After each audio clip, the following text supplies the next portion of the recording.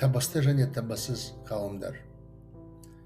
Әрбір халықтың оның дүниетанымына сәйкес салт дәстүрі қалыптасты.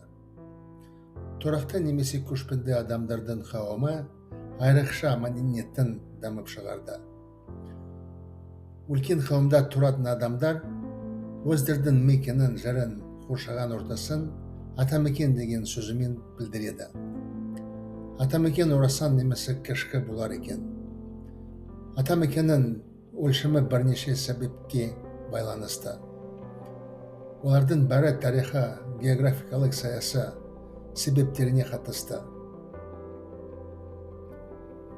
Әр қауымға ең маңызды құндылығы оның халық. Әр мемлекетіне халық қалай өмір сүреді деп сынақ қойылды. Халық бейбіт, береке жағдайда өмір сүрсе, ел табысты болар. Табысты елде қайыршылар жоқ.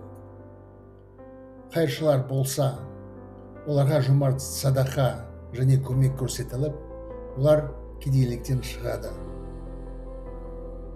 Табысты қауымда адамдар қадірмен жүреді.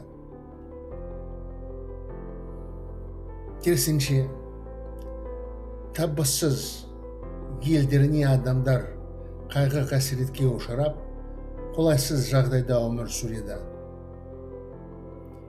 Төзімділік таусылып кеткенде, адамдар тіпті өлгісі келгенде болар. Береде өздерін өлтірген адамдардан қабіріне қолыптасын қойылмаған. Олар өздеріне обал жасаған тұлғалар ретінде арнайы беттің бөлігіне қойылды. Олардың қабірлерін гүлдермен сәндеуге болмайды. Сіздер қандай қауымда өмір сүргіңіз келеді?